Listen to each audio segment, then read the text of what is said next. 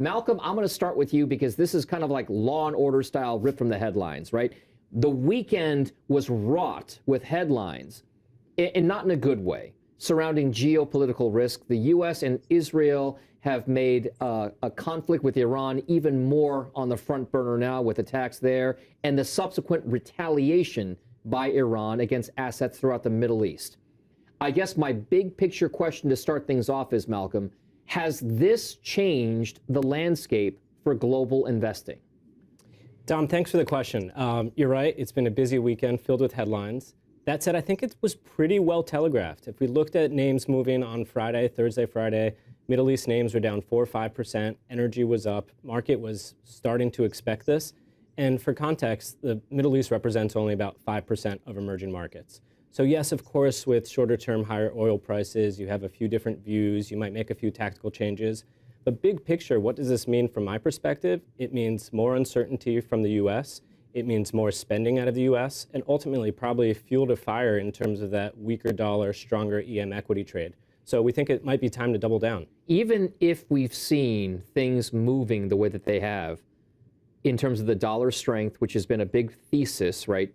The dollar strength had been a big proponent or the reason why the U.S. trade was so good. We've seen the dollar decline more medium term over the course of the last year or so, which has been a tailwind, right, for many of these kind of emerging market type use cases.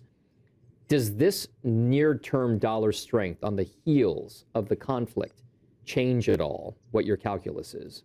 If the conflict lasts longer and longer than expected, for sure. If this turns into higher oil, higher inflation, higher interest rates in the U.S. leading to a stronger dollar, that could certainly be a headwind. It's not our base case. If anything, you've seen things start to revert already. Overnight, people were saying oil's going to open up 10% higher. It's about 5 and change percent higher now. People are already pricing in what's next. A lot of people are trying to say this is going to be over in a week or two. We're not sure. However, I do think there are a lot of reasons to take advantage to buy the dip here. All right, Cinthia, you've seen some of the price action so far today with regard to how things have reversed course. Whether or not that stays that way going into the closing bell today remains to be seen. We don't have crystal balls. But has anything about today's price action, the kind of deeper losses that we saw in the futures markets pre-market, to this turnaround where we've actually seen the NASDAQ and the S&P get into positive territory? That's a big reversal. What does that say to you about where investor sentiment is, even with the heightened risk of geopolitical conflict? Actually, Dom, I think if we think about where we were last year, we start to get used to the concept of geopolitical heat. It's what put the defense theme so in focus starting last year. So maybe it tells me that we've already kind of grown accustomed to a little bit of geopolitical noise. And unless, to Malcolm's point, this proves to be a really lengthy conflict, we are kind of ready to just roll over and keep moving business as usual as much as we can, because that risk is already kind of built into the market. How do you think, Cinthia, you mentioned the markets and their reaction to this because we've kind of seen this play out before. How much do you think investors are becoming more sophisticated or even more seasoned? Perhaps that's the best way to look at this, that they've seen this kind of story play out before and they've seen it resolve itself. But now those resolutions, whether they're the bounce backs that are more V-shaped in recovery, even those V-shaped ones seem to be happening a lot faster than they have in the past over the course of the past 10 or 20 years. What does that say to you about just where the investor kind of sentiment is right now, and then how they've used prior experiences and history to kind of color their decisions in this moment? So coming into this year, we actually did a survey with advisors and asked, where do you want to put money to work in 2026?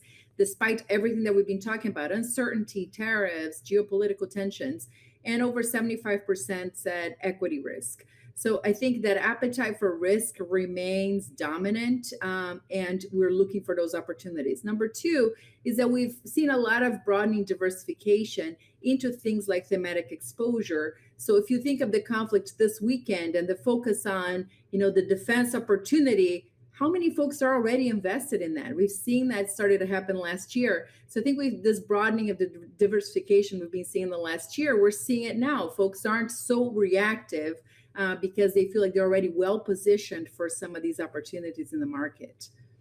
Malcolm, you're a portfolio manager, which means that you have to pay attention often to these types of developments, and you have to figure out whether or not these types of developments warrant significant changes in view, significant readjustments to your investment models or theses. I wonder, from your perspective, Cinthia mentioned the kind of risk-taking mentality we have. Are these opportunities ones that we have to look a little bit more, be more discerning about, I guess is the best way to put it? These international type markets, these emerging markets in particular, are they ones that require more homework on your part to make sure that you are finding the best available opportunities? I think so, for sure, Dom. And it's not only on my part, it's in the position of broader allocators.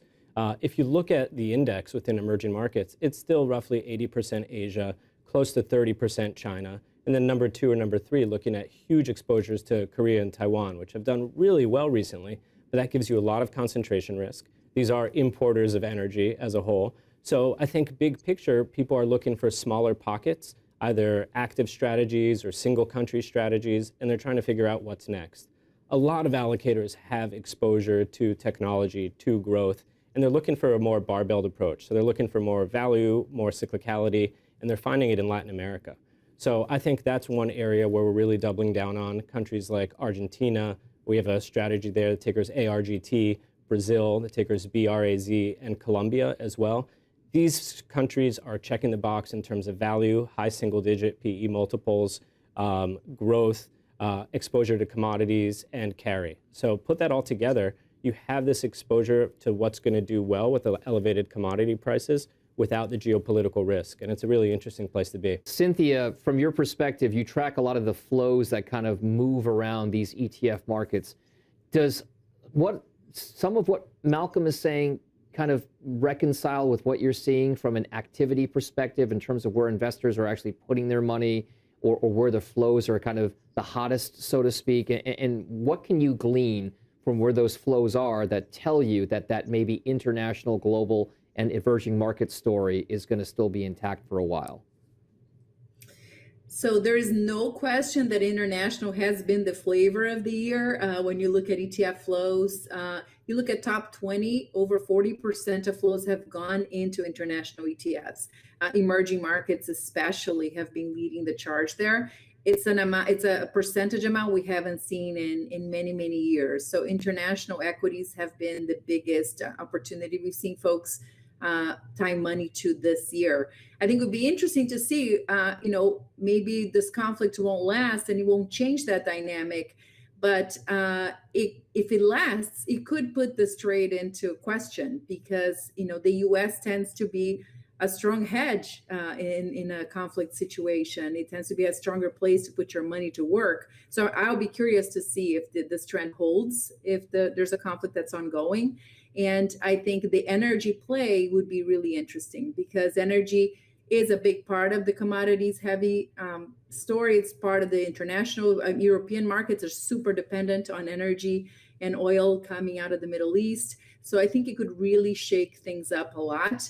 And I think on the energy, I'm really curious to see if folks are going to target, say, an oil fund like USO and get that immediate impact on the price there. If they're going to go for an energy equity like an XLE and just play that equity side and just take the equity risk, or if they're going to go to something like AMLP, which is your MLPs, your pipelines, which is a more stable, lower vol play that gives you an 8% yield.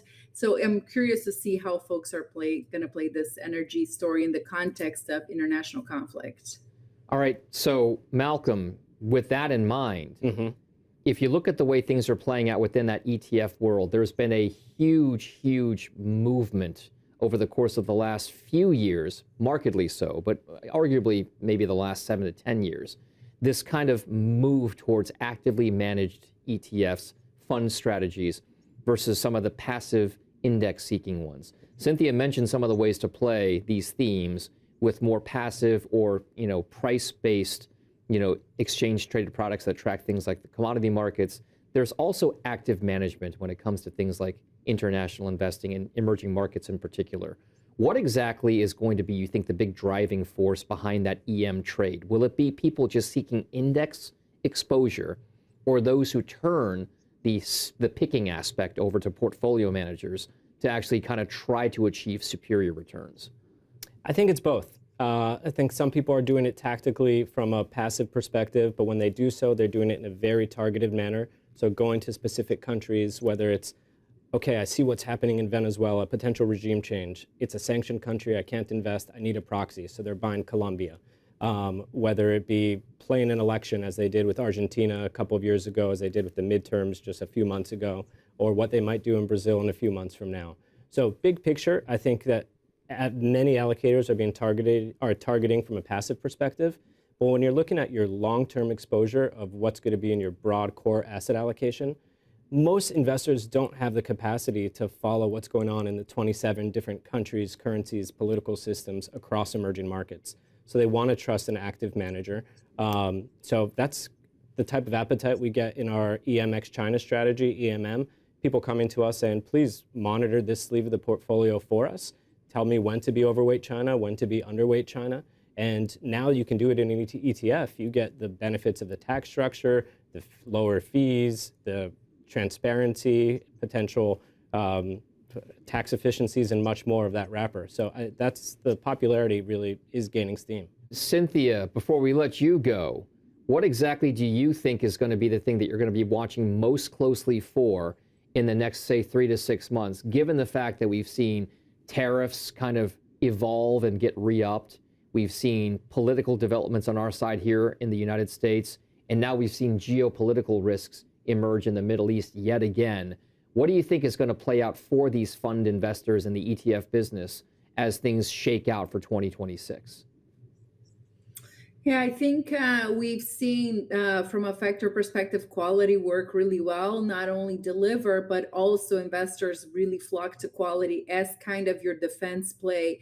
I mean, the trick is quality's gotten a little expensive because, most of Mag 7 companies fell into that quality bucket. So you have to be valuation aware. But when we look at ETFs that have really delivered on the active management space, to your point, Dom, funds from like Avantis and Capital Group, they focus on that quality, but they're very valuation aware. So anytime you're blending those things together, it has worked really well. We're going to be looking for that space to continue to do well.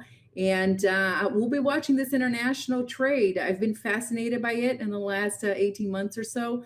And I want to see how far it goes. It's been exciting to see folks diversify from that, US-centric exposure.